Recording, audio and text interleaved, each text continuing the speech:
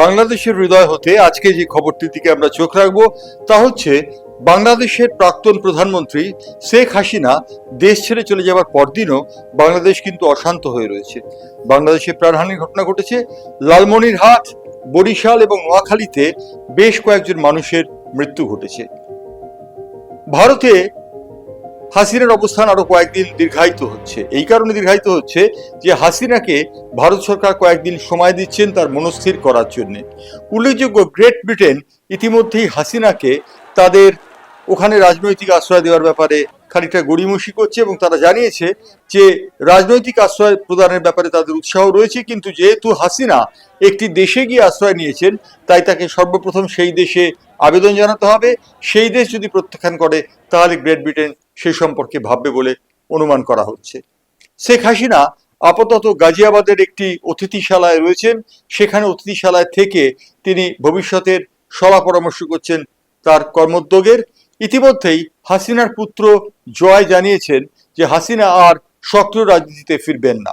ইতিমধ্যে এই ঘটনাটিকে কেন্দ্র করে চাপানুতোর চলেছে। ভারতের বিদেশমন্ত্রী এস জয়শঙ্কর আজ সংসদীয় প্রতিনিধি দলকে সমস্ত বিষয়টি সম্পর্কে অবহিত করেছেন। রাহুল গান্ধী প্রশ্ন করেছিলেন যে বাংলাদেশের এই ঘটনার পিছনে বিদেশি রাষ্ট্রের কোনো হাত আছে কিনা। জয়শঙ্কর বলেছেন তারা সমস্ত বিষয়টি খতিয়ে দেখছেন। জয়শঙ্কর আজকে সংসদ দলটিকে বিভিন্নভাবে অবহিত করেন শেখ হাসিনার এই চলে আসার বিষয়টি নিয়ে। শেখ হাসিনা বাংলাদেশ থেকে তড়িঘড়ি যে ভারতে এসছেন সেই বিষয়টি সম্পর্কে অবহিত করেন এই এস জয়শঙ্কর বিদেশমন্ত্রী। ওদিকে তিনি জানিয়েছেন যে ঢাকাতে বেশ কয়েকটি মন্দির এবং সংখ্যালঘুদের উপর আক্রমণের ঘটনা ঘটেছে। তিনি বলেছেন ভারত সরকার সংখ্যালঘুদের নিরাপত্তার বিষয়ে চিন্তিত, সেই কারণে তারা এই বিষয়ে যথেষ্ট খোঁজ খবর রাখছেন এবং নিয়মিত যোগসূত্র রাখছেন। ইতিমধ্যে বাংলাদেশের তদারকি সরকারের কাছে আবেদন জানানো হয়েছে 10,000 পড়ুয়া ছাত্র যারা বাংলাদেশে রয়েছে তাদের নিরাপত্তার ব্যাপারে যেন তদারক বিষয়টি ঠিকমতো করা হয়। উল্লেখযোগ্য যে বাংলাদেশের আন্দোলনের মধ্যে খালেদা জিয়াকে মুক্ত করে দেওয়া হয়েছে। আজ খালেদা জিয়া জেল মুক্ত হয়েছেন।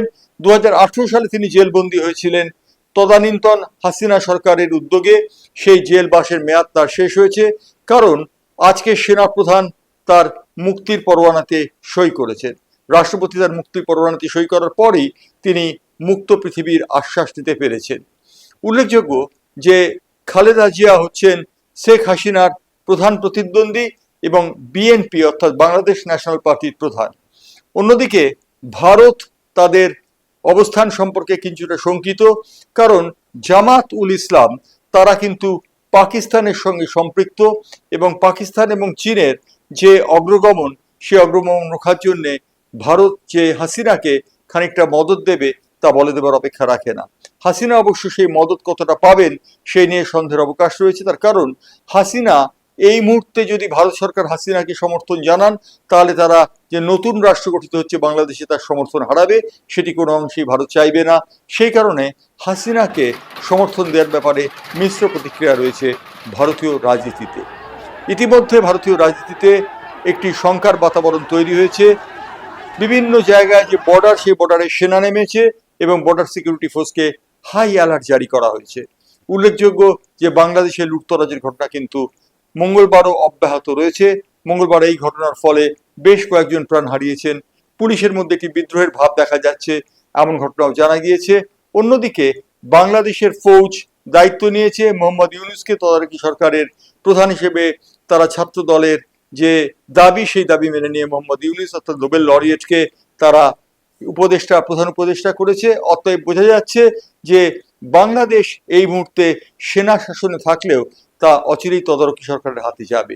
সুতরাং বাংলাদেশে যে এই মুহূর্তে অবস্থান সেই অবস্থানে বিএনপি এবং জামাত কি ভূমিকা নেয় তার দিকে কঠোরভাবে দৃষ্টি রাখছে ভারত। ইতিমধ্যে বাংলাদেশে কিন্তু রীতিমতো অগ্নুৎপাতের ঘটনা ঘটছে। বাংলাদেশে রীতিমতো গন্ডগোল, সেই গন্ডগোলের দিকেও নজর রেখেছে ভারত, তীক্ষ্ণ নজর রাখছে তারা। অন্যদিকে যে এয়ারবেসে গাজিয়াবাদের কাছে একটি অতিথিশালায় হাসিনাকে রাখা হয়েছে তাকে চূড়ান্ত নিরাপত্তার মধ্যে রাখা হয়েছে, কারণ ভারত সরকার মনে করছেন তাদের হেফাজতে হাসিনা বন্ধু রাষ্ট্রের একজন প্রাক্তন প্রধানমন্ত্রী, তিনি যেন নিরাপদে থাকেন। এই কথা জানিয়ে বাংলাদেশের হৃদয় হতে আজকে এখানেই শেষ করলাম।